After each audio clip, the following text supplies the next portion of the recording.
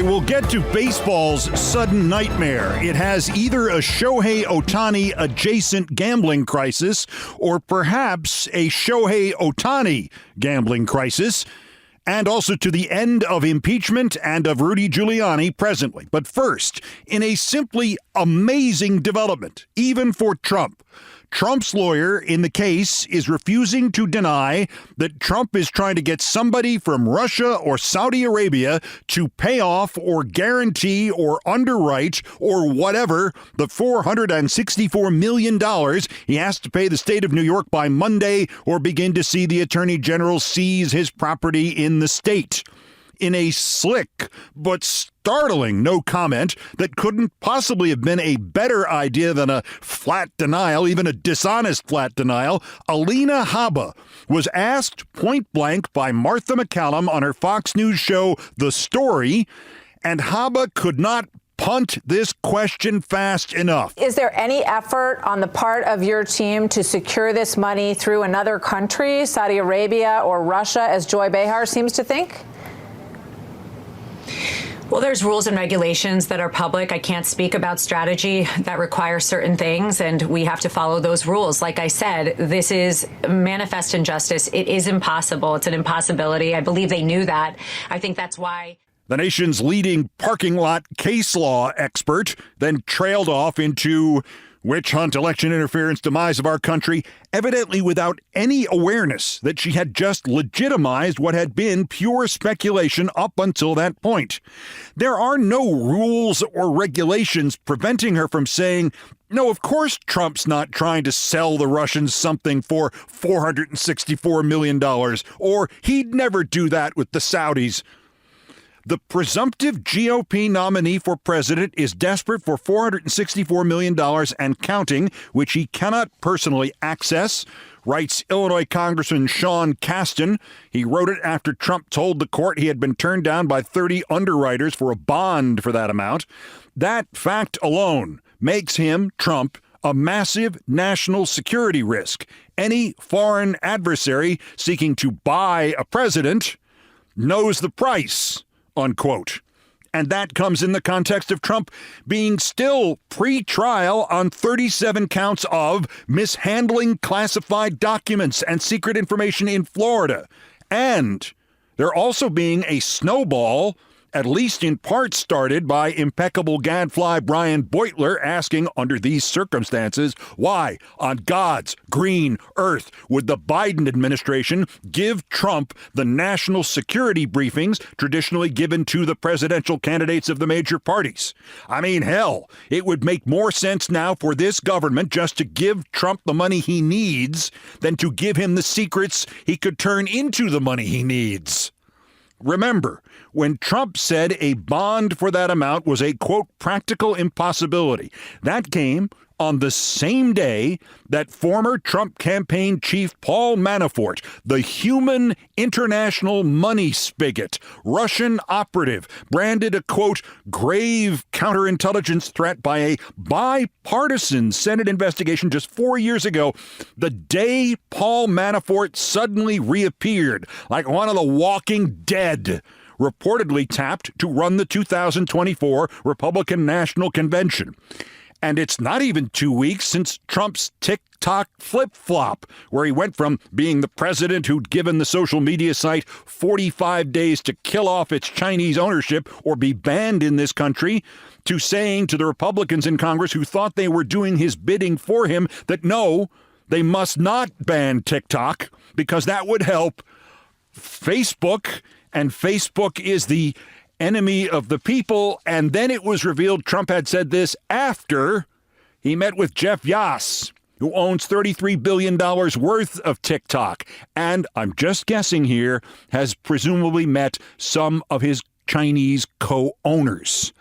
And this doesn't even factor in Trump's recent meeting with Elon Musk, about which, impossibly, neither of these brain-damaged, compulsive talkers has revealed any notable details.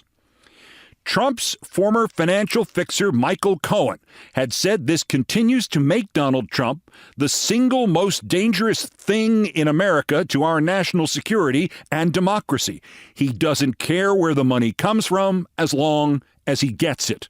And Cohen said that before Alina Habba just put that startling headline on top of this story. Startling even for Trump, startling even for one of Trump's nitwit lawyers. Trump refuses to deny he has asked Russians and Saudis for the money he owes to the state of New York.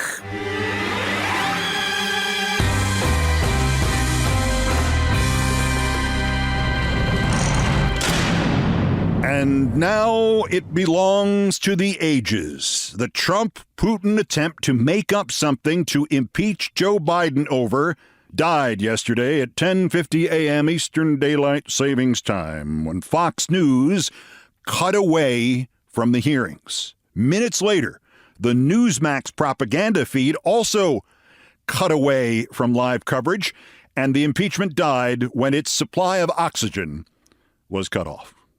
The Trump-Putin impeachment attempt was 16 years old. It was born on October 30th, 2007, in Philadelphia, Pennsylvania, during a Democratic presidential debate, when this happened. Rudy Giuliani. I mean, think about it. Rudy Giuliani, there's only three things he mentioned in a sentence, a noun and a verb and 9/11. I mean, there's nothing else. There's nothing else. And I mean it sincerely. He is genuinely not qualified to be president. Proud to note that debate was on MSNBC, moderated by Tim Russert, coverage anchored by me. Subsequent head explosion by Rudy Giuliani, formally ending his presidential aspirations and political career and cementing his already 24-year-old hatred of Senator Joe Biden, and leading a decade later to Giuliani either soliciting fabricated slander about Joe Biden and Hunter Biden, and if he hadn't died, Beau Biden, or someone sharp in Russian intelligence realizing that Giuliani would truly believe and sell anything bad said about the Bidens, and that Giuliani was a conduit to Donald Trump, and that Donald Trump was sick in the bean, and that you could tear America apart from the inside out just as long as you kept Giuliani convinced that he could destroy Biden, and you could keep Trump convinced that he had to destroy Biden to retain and then regain the presidency. And it all ended at a hearing in which the poor cracker moron they handed this disaster to, James Comer Pyle of Tennessee, saw his lead witness arrested for lying to the FBI about the stuff that had made him his lead witness. He saw his other witness testifying by video link from Tennessee, from a prison in Tennessee, where he now lives after stealing $80 million in union pensions. And he saw his only witness, who is not in jail at the moment, fail completely in an attempt to simply state which crime he thinks he saw the president commit. Is it your testimony today that you personally witnessed President Joe Biden commit a crime? I believe the fact that he was sitting with me while I was putting together a business deal. Did you witness the president commit a crime? Is it your testimony today? Yes. And what crime have you witnessed? How much time do I have to go through it? It is simple. You name the crime. Did you watch him steal something? Corruption statutes, RICO, and conspiracy. What is it? What is the crime, sir? You specifically. You asked me to answer the question. I answered the question. No. RICO, you're obviously not familiar with. Corruption statutes. Excuse me, sir. RICO is not a crime. It is a category. What is the crime? It's a category of crimes that you're then charged. You have charges. A long 100. You have charges.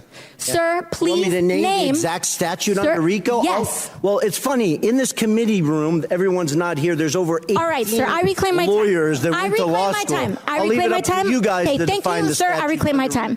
Clearly, what we are seeing here today is a continuation of the 15-month saga of the Republican majority lost in the desert. Impeachment 101. The majority party, or whomever is raising impeachment, must accuse the president of a high crime, a specific high crime or misdemeanor. I would like to submit to the record HRES 918, the House resolution to open this impeachment inquiry. Without objection, to order. This resolution does not outline a high crime or misdemeanor. It's not here. Thanks to Congresswoman Ocasio-Cortez there. Tony Bobolinsky's extended window of fame was born on October 22nd, 2020. It also died yesterday. The window was 3 years old. This went on all day yesterday. Very few people saw it, though, because, as I mentioned, Fox quickly reduced it to a video-only, no-sound box in the lower right-hand corner, covering about 1/36 of its screen. Fox bailed out during the opening statement of Giuliani's ex-henchman, Lev Parnas. By the end of the day, though, to paraphrase Grant at Shiloh, I saw an open field so covered with dead that it would have been possible to walk across the clearing in any direction, stepping on dead bodies without a foot touching the ground, and not a goddamned one of them was named Biden. Here is Lev Parnas. I have been trying to share the irrefutable truth with you. The American people have been lied to by Donald Trump, Rudy Giuliani, and various cohorts of individuals in government and media positions. They created falsehoods to serve their own interests, knowing it would undermine the strength of our nation. From November 2018 to October 2019, I was a key participant and a witness to numerous efforts to prove that Joe and Hunter Biden were linked to corruption in Ukraine. Rudy Giuliani, on behalf of then President Donald Trump, tasked me with a mission to travel the globe, finding dirt on the Bidens so that an array of networks could spread misinformation about them, thus securing the 2020 election for Donald J. Trump. Everything was for the ultimate benefit of Donald Trump and thereby Vladimir Putin. Because the team's investigations were centered around Biden and Ukraine, I was designated the point person in every matter they pursued. That is how I know with certainty that these Biden stories are untrue then and are untrue now. Congressman Pete Sessions, then Congressman Devin Nunes, Senator Ron Johnson, and many others understood they were pushing a false narrative. The same goes for John Solomon, Sean Hannity, and media personnel, particularly at Fox News, who used this narrative to manipulate the public ahead of the 2020 elections. Sadly, they are still doing this today as we approach the 2024 elections. Were you aware, was Mr. Giuliani aware that these people were basically just doing the bidding of Vladimir Putin? Absolutely. So he had no hesitation about spreading lies that were concocted by Russian agents? As long as it fit the narrative, absolutely not. How were you and Giuliani able to take these false allegations peddled by corrupt officials and Russian agents and promote and amplify them here in the United States, in our political system? Weren't media groups skeptical of your claims? Most media groups, I'd probably say all except for Fox and a few other right-wing media groups, didn't want to take any of the information, and that aggravated Rudy Giuliani and John Solomon and other players. And the main group that was being pushed through was Fox, Sean Hannity, and some other media personnel over there. But then there was also other people that were doing the bidding for the Russian people in Congress, like Senator Ron Johnson, like Congressman Pete Sessions that sits here right now, that was with me from the very beginning in this journey into digging dirt on Joe Biden. You also said that Mr. Giuliani was to, quote, deliver a precise message in very strict words, unquote, with respect to the administration of the then newly installed president of Ukraine, President Zelensky. What did you understand a very strict message, or a message of very strict words, construed, and what was that message that you delivered that was in very strict words?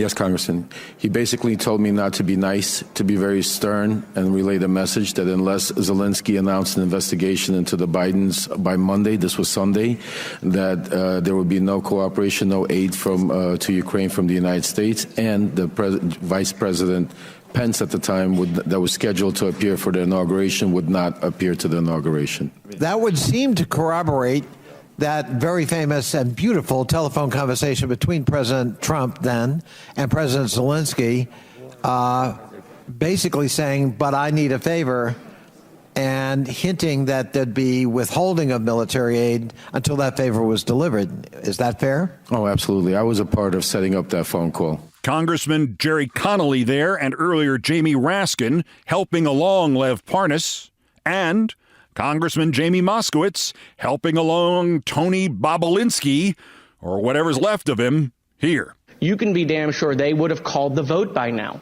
right? But they want it to go on.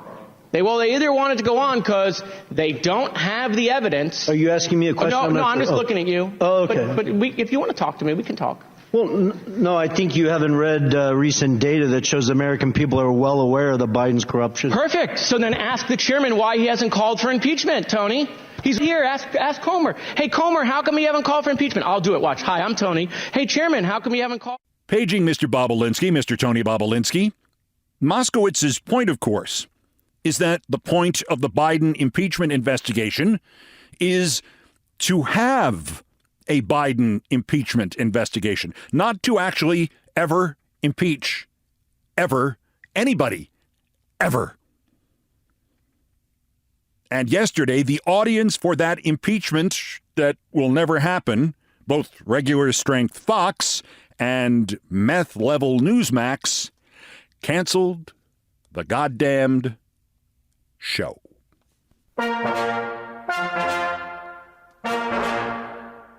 Before I go through the Ohtani thing from baseball, there is more humorous relief from the Republican Party. Two pieces. The first is from that same hearing, from that piece of Jim Jordan, who concluded accurately that he had better find something else and fast with which to rile them up because impeachment is no longer it. Who planted the pipe bombs on January 6th? Nobody seems to know. Who leaked the Dobbs draft opinion? How about this one? Who left cocaine at the White House? Ooh, Mr. Carter. I can answer all those questions, Jim. A, why don't we know the pipe bomber? Because she hasn't confessed yet. B, who leaked the Roe v. Wade draft? You mean you think Alito had help? And C, who had drugs in the White House? Well, Trump's presidential physician, Congressman Ronnie Jackson. Duh.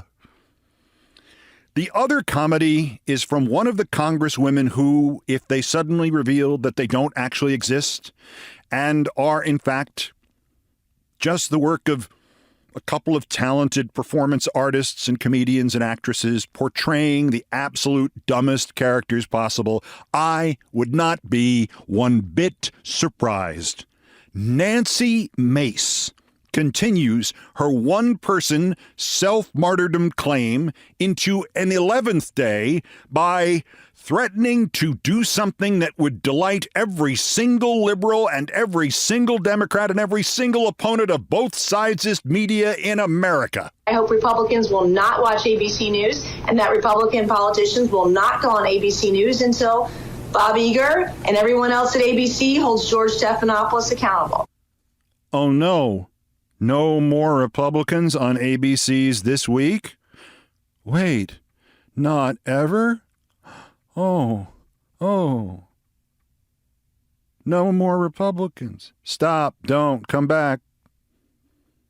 Also, Nance, the guy who runs Disney is named Iger, not Eager, not Igger, not Ugg. To be fair, he's only worked for ABC since 1974, so maybe you've never heard the name said before. Welcome to America, Nancy Mace.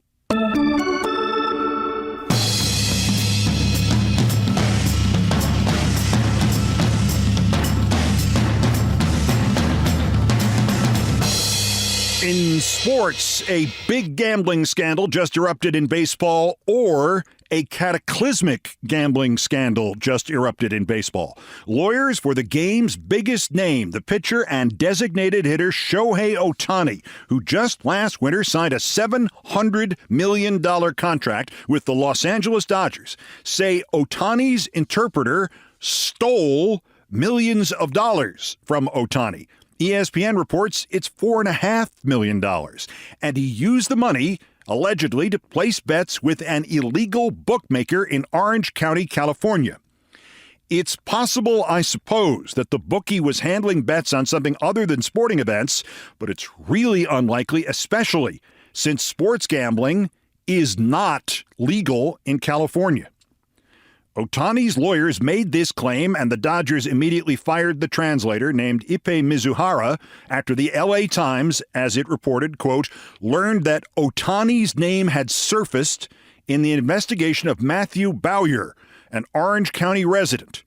Two sources told the newspaper that the money involved was in the millions of dollars. MLB Network reported Ohtani first heard anything about this yesterday after the Dodgers' season-opening game in South Korea.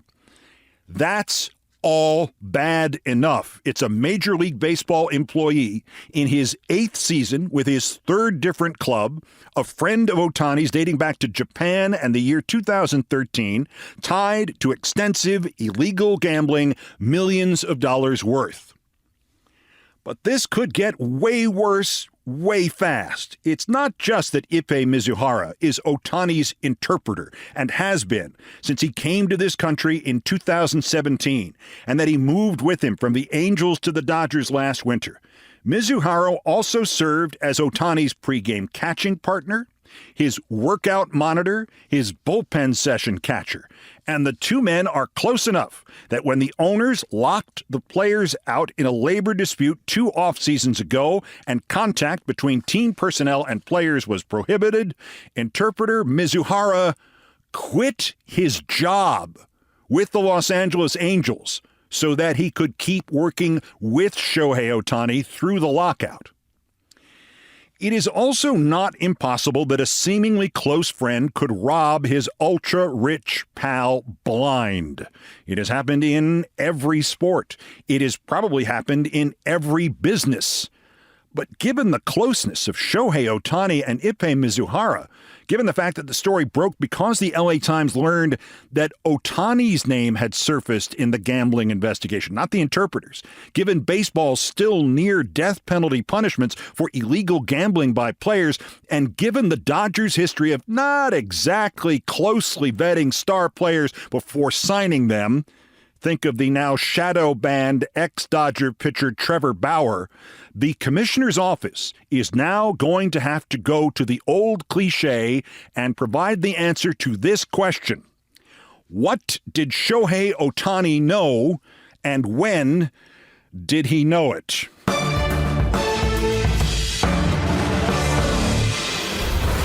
Also of interest here, and I feel like saying I'll be back with the weather after this, that poor candidate for the Republican House nomination in the Ohio 2nd, he may in fact be the most honest member of his party alive today, perhaps in generations. I mean, never mind the fact that the guy sent out his concession speech early and thus was guilty of premature dejection. This is a Republican who in the year 2024 has actually admitted he lost, and he did it twice. That's next. This is Countdown. This is Countdown with Keith Olbermann.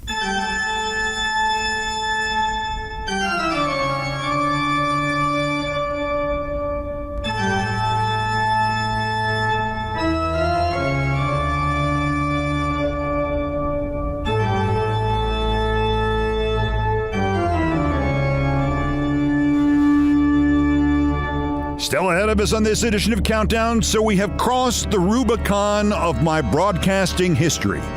It is no longer the kids of people I used to know in the business asking for my help to get started. It's their grandkids. One of the grandchildren of the guy who bought the second radio network I ever worked at, the place I had my second job at. They have asked for help to get a first job. You know how old Olbermann is? He's 206.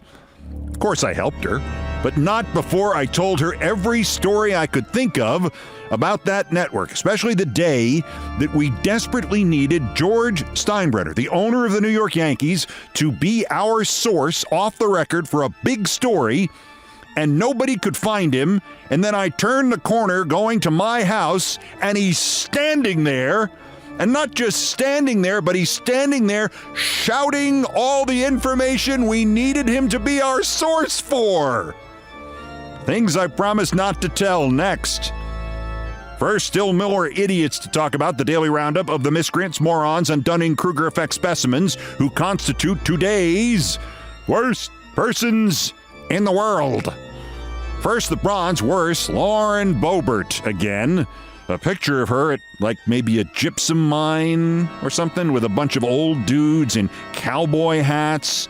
And then the quote, big wins as local communities are receiving over $20 million for important water and infrastructure projects. I'm grateful to all the stakeholders who brought these local priorities to my attention and helped ensure my 10 requests were passed into law, unquote. Of course, the bill with Boebert's 10 requests that was passed into law, Boebert voted against it. So the stakeholders she's referring to are the Democrats and President Biden. GOP SOP now. Vote against spending, then claim credit for the spending. So no, to paraphrase Wint, issuing a correction on a previous post of mine regarding the terror group Lauren Boebert and the phony Republicans, you do not, under any circumstances, quote, gotta hand it to them. The runner-up, worser, Eric Shawn, Fox News correspondent. This is meant facetiously. I don't want to say he's old, but when I was a 22-year-old reporter on CNN in New York, I covered stories that he was covering for local stations here.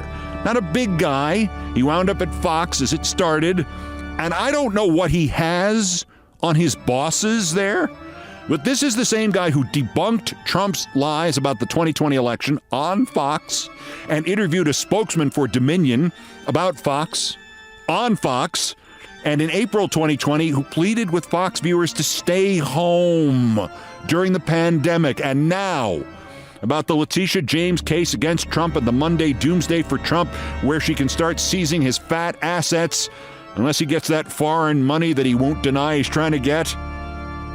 Eric Shawn has gone back on Fox News that echoes Trump's claims that he's a victim of a voodoo curse put on him by Biden or something. And Eric Shawn says, quote, lawyers we talked to say she is acting appropriately under the law. Attorney General James, by law, has no choice other than to go after Trump's assets to pay that penalty. Then he ran a soundbite from a business and commercial litigator beginning, there's nothing political about it. And then Shawn comes back on camera and says Trump can always declare bankruptcy like he's done so many times before. And they go back to the anchor, Bill Hemmer, who does that Tucker Carlson, the dog that was just shown a card trick look. And Hemmer says, so Monday's going to be a big day, huh? And obviously Eric Shawn is not one of the worst persons in the world. And I just included him here because I really want him to know that I hope he has good security with him at all times. At work, I mean. Not out in the streets of New York. Everybody knows Eric Shawn. We got you back, kid. But our winner, critics of hapless Ohio Republican congressional primary candidate Derek Myers. You already know his story. This is the former George Santos aide who says Santos sexually harassed him. Then Santos fired him when he said that. Then the guy ran for the Republican nomination in the 2nd House District in Ohio. And at 3:19 Tuesday afternoon, he, or someone in his office, mass emailed out his concession statement, even though the polls would not close for another 3 hours and 11 minutes. He said, I lost, complete with a phony video in which it looks like he's talking to a reporter. And there's fake crowd noise pumped in the background in which he's conceding the race on camera. Worse yet, While Mr. Myers quickly acknowledged the mistaken pre-concession in another emailed press release, in that one he wrote, "Anyone who works in communications knows it's not uncommon to have speeches and releases prepared in the event of each outcome, especially on such an impotent night." Just to cap it off, when Myers really lost, and he really lost, there were 11 candidates, he finished 11th, Myers issued an actual concession statement, and it was the same concession statement he had mistakenly emailed out at 3:19. And the nation piled on this idiot, reporters and liberals and Democrats and Republicans, and I'm here to stick up for him. Because, point number one, when the press release went out prematurely, this is a Republican who did not once claim it was a fake, or that it had been hacked, or that it was the Democrats' fault, or that he was the victim of woke. Point number two, the press release acknowledging that he screwed up is headlined, "So you want to know what happened, eh?" And in it, he actually made a joke about himself. He said the winning email was also drafted, but was not sent in error, thankfully. Number three, that Freudian slip, this is a Republican who admits to being impotent, unlike, say, Rudy Giuliani or Trump. And most importantly, number four, this is a Republican who not only admits he lost instead of claiming the election was rigged and that he's going to sue or start a coup, but he admitted it long before the media even called the state of Ohio, and then he admitted it again. So exactly what are we criticizing this Derek Myers for? He screwed up. He blamed himself. He joked about the screw-up. He made a hilarious blooper, and then he acknowledged he actually lost. Make fun of him? Hell, find out if he's got any redeeming policy beliefs and get him to run as a Democrat. He seems to be, like, honest. The critics of Derek, last in the race, last in the public eye, and first in the number of concession announcements, Myers, today's worst persons in the world. I know you will.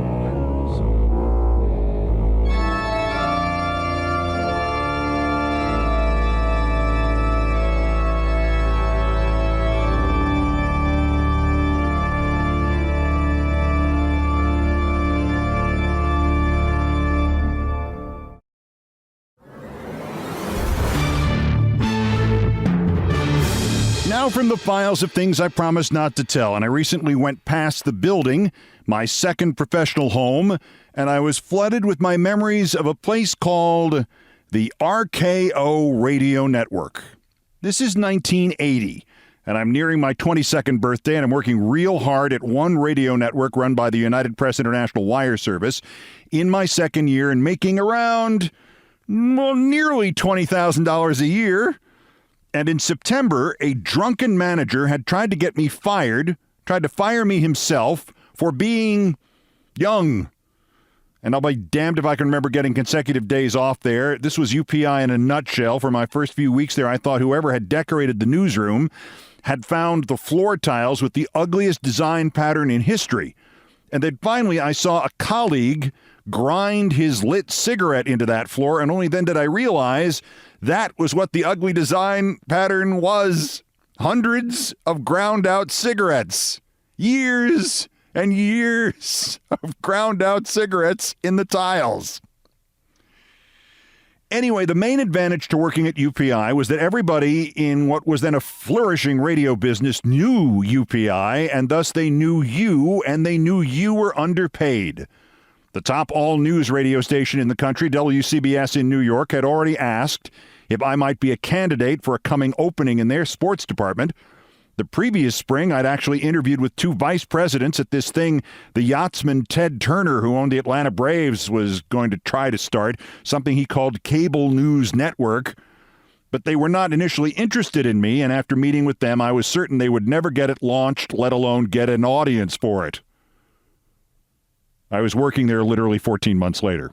I'd also been flown to Boston like they spent $55 on me by a radio station that really wanted me to do a morning sports shift for them, and they were offering $40,000 a year, twice my salary, and I was ready to do it, and I was sitting in the office in Boston trying to figure out where I could live and how late I could sleep and still get there in the morning. And then the news director said, now, except if there's a big story, you can do the afternoon sportscast from home over the phone, which is when I realized I was supposed to do the morning and the afternoon. I was essentially on the clock from 5 a.m. to 6 p.m., and the $40,000 would have had to go to my sister because the schedule would have killed me within 3 months. And then there was this RKO radio network. UPI was in the unique position of having RKO as a client.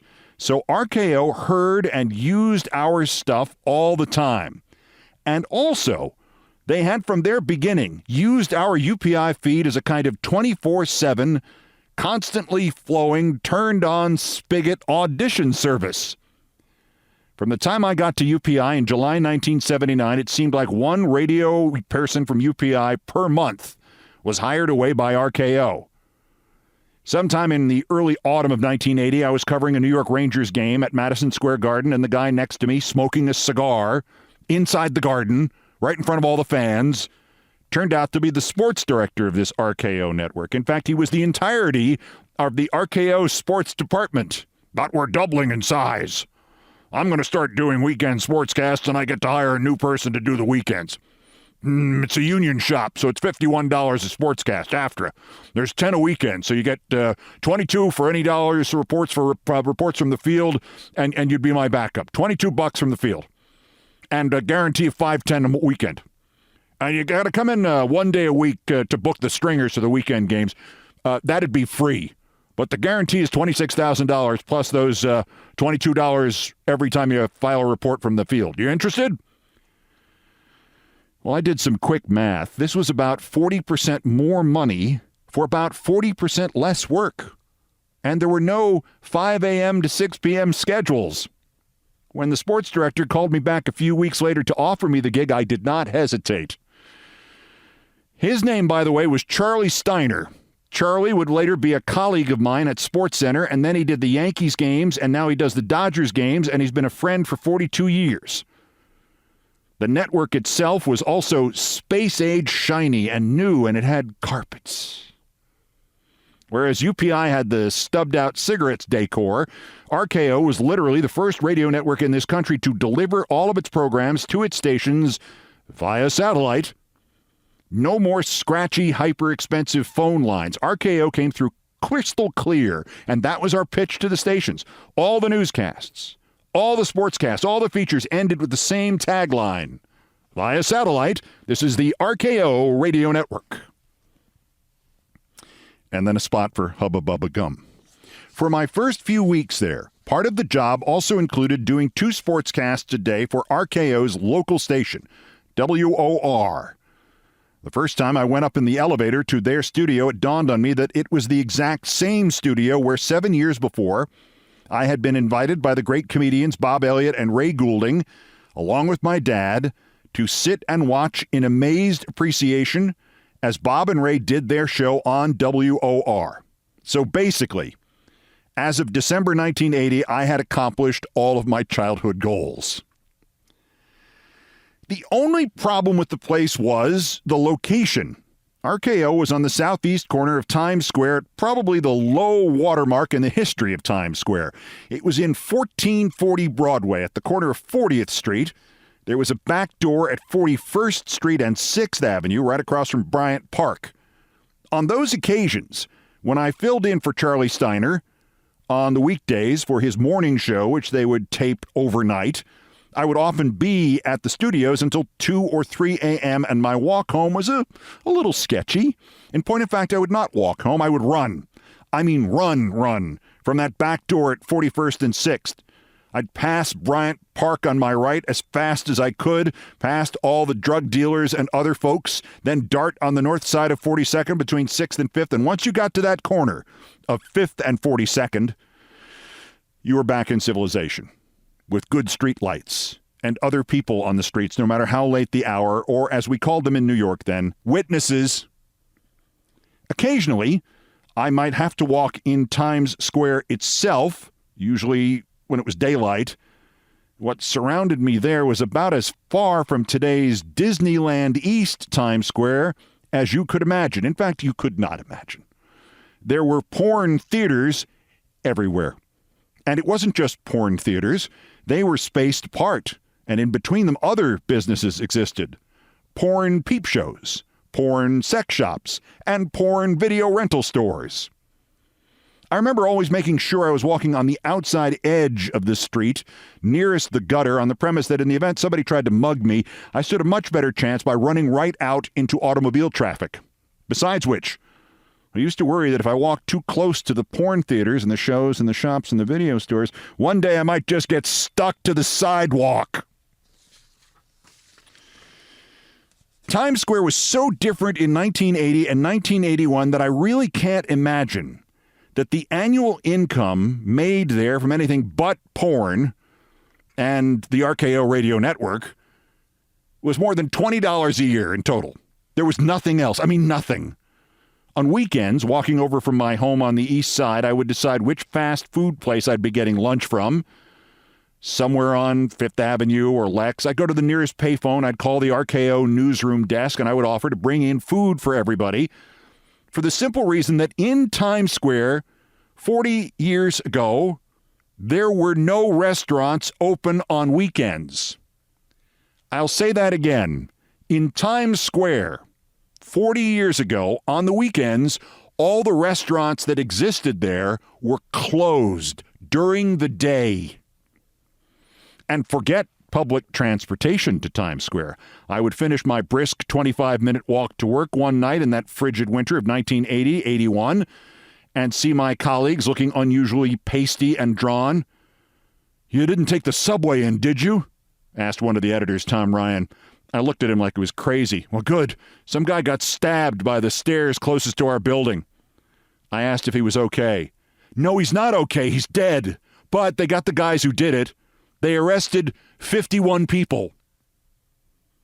One guy got stabbed to death. 51 people were arrested. I asked if they had been restaging a reenactment of the assassination of Julius Caesar.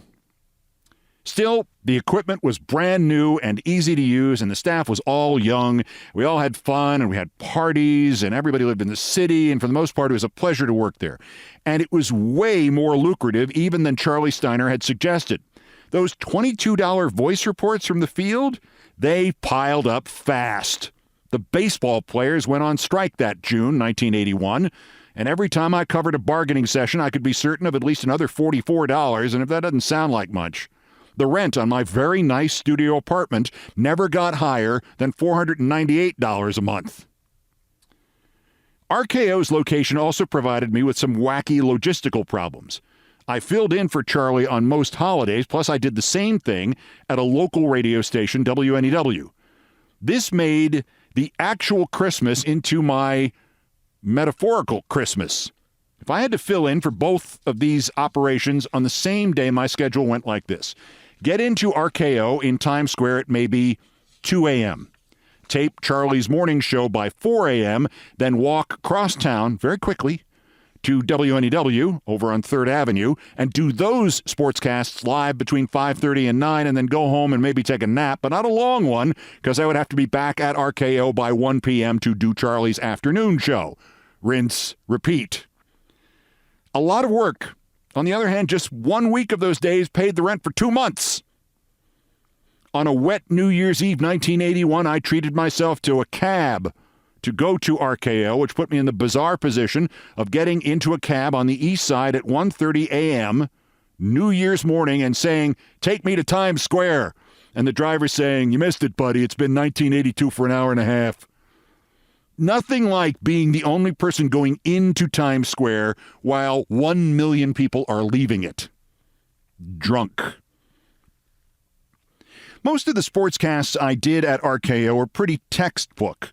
But there did come the day that I walked in to fill in for Charlie, who was at Wimbledon, so this is the summer of 1981, and the news wires were full of this story of some unnamed American radio reporter getting into a brawl with a London tabloid writer at a Wimbledon press conference, and it slowly evolved that the reporter was Charlie, my boss, and we were going to have to figure out a way to cover this. At first, Charlie wanted to do it in the third person and say, the reporter did this and the reporter said that. And I said, I really don't think we're going to get away with that. Given how much wire copy I'm seeing here, Charlie, this is probably going to be on the front page of the New York Times in the morning. Sure enough, it was. Above the fold.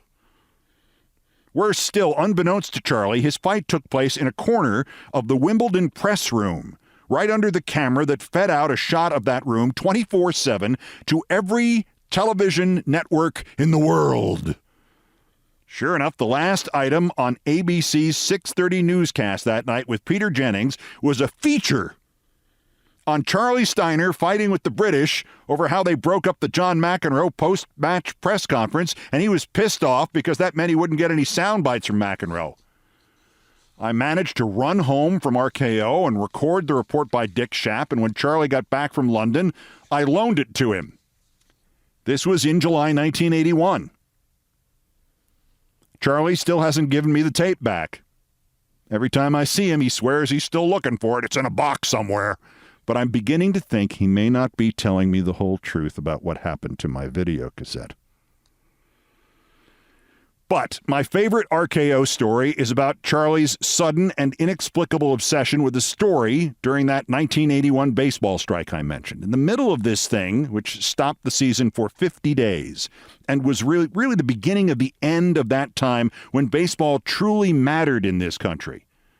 When every day of that strike, somebody on all the TV newscasts said, and the baseball strike is in its 23rd day, a story broke that George Steinbrenner, the owner of the Yankees, was going to meet with baseball commissioner Bowie Kuhn and a couple of other owners who realized that the work stoppage was financial madness. As George told me years later, he was losing about $1 million in revenue every day so that the Milwaukee Brewers could save $5,000 in salaries every year. Well, my boss, Charlie Steiner, decided he was going to scoop the world about this secret Steinbrenner-Kuhn meeting, so he told me to come into the office on one of my off days and work the phones. Work the phones, son. Two of us, me and the newly hired producer, my friend John Martin, were supposed to call everybody we knew and find out for Charlie when these guys were meeting and where and who would be there, and to not go home until we had nailed it down. Well, it was madness. I didn't know anybody in baseball, let alone anybody who knew where the owner of the Yankees was going to meet in secret with the commissioner of baseball, let alone who knew all that and would tell me. But I tried everybody I could think of and had already suggested to John Martin that I was just going to start dialing 10 digits at random and asking whoever answered if they knew. When, after about 8 hours of this, well past my dinner time, I was on the phone with some executive of some West Coast team when he said, "Hold on a minute, I've got another call." And a moment later, from the adjoining room in my office, I heard John Martin say, "Hey, Mr. Smith, hi, this is John Martin from the RKO Radio Network, and, yes, RKO Radio Network. Yes, I'll hold, sir." Mr. Smith picked up my call again and said, "Is this really two of you calling me about this crap at the same time from the same network?" And I said yes, and I apologized, and I told him I was going home. If Charlie doesn't like it, I told John, he can fire me. So, follow me on this. Because I had missed dinner, when I got back to my street on the east side, I was famished. I don't know, 9 o'clock, 10 o'clock? The last 2 blocks of my walk home was always identical. I'd come up 3rd Avenue and then hang a right at the southeast corner of 3rd Avenue and 55th Street. I lived at the other end of 55th Street near 2nd Avenue.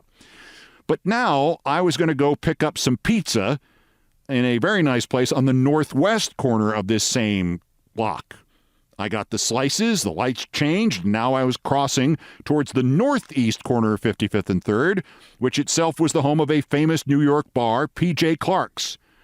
Ordinarily, I would never have been on that side of the street at that hour, but there I was.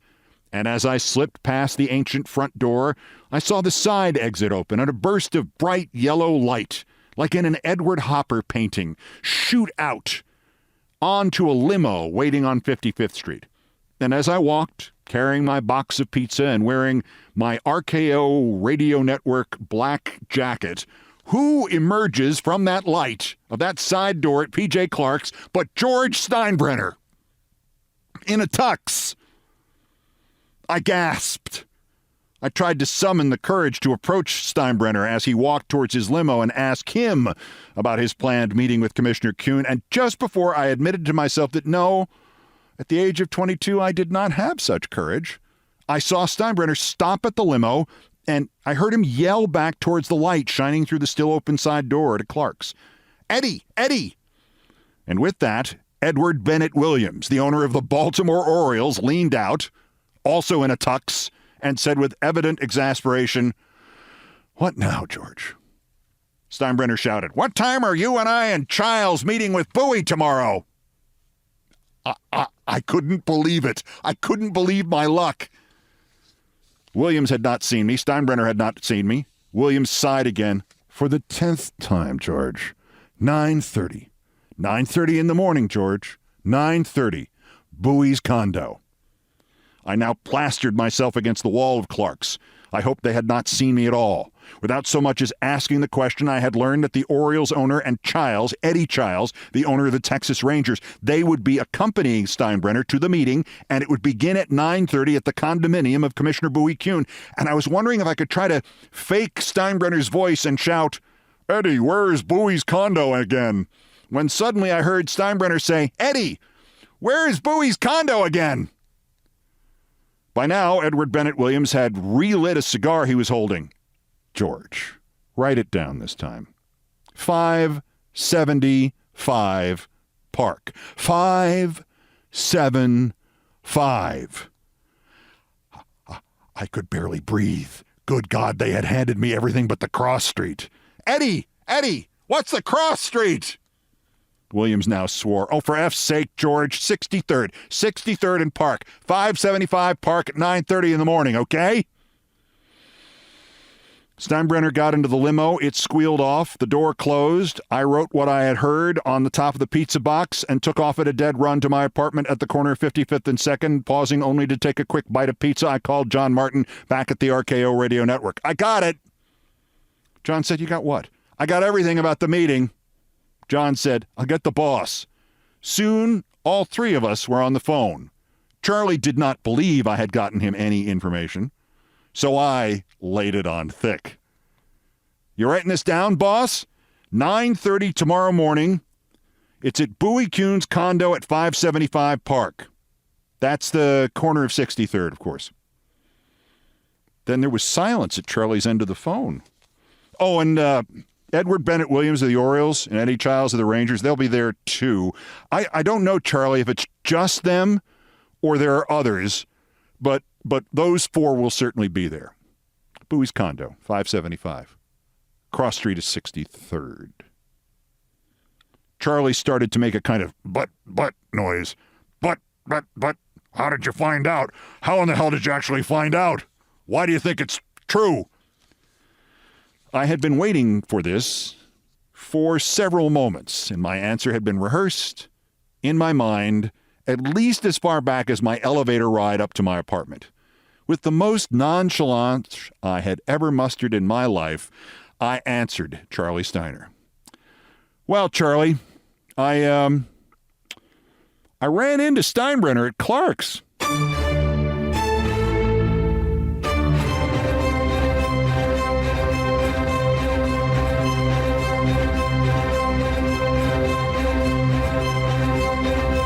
I've done all the damage I can do here. Thank you for listening. Years later, I asked George Steinbrenner about that night, and he said he remembered all of it. Edward Bennett Williams and the discussion about Bowie Kuhn. And then he said, "I don't remember you coming through there." And I said, "Well, that's kind of the point." I kind of stuck myself against the wall. And then he said, "How was the pizza?" Downtown musical directors Brian Ray and John Philip Chanel arranged, produced, and performed most of our music. Mr. Ray was on guitars, bass, and drums. Mr. Chanel handled orchestration and keyboards. It was produced by TKO Brothers.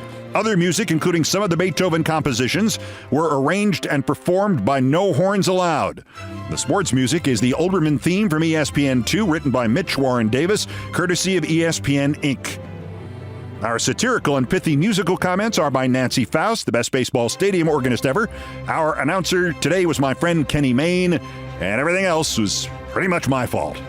So that's countdown for this 230th day until the 2024 presidential election, the 1,171st day since Dementia J. Trump's first attempted coup against the democratically elected government of the United States. Use the 14th Amendment and the not regularly given elector objection option. Use the Insurrection Act. Use the justice system. Use the mental health system to stop him from doing it again while we still can. The next scheduled countdown is tomorrow. Bulletins as the news warrants. Till then, I'm Keith Olbermann. Good morning, good afternoon, good night. Now I want pizza. And good luck.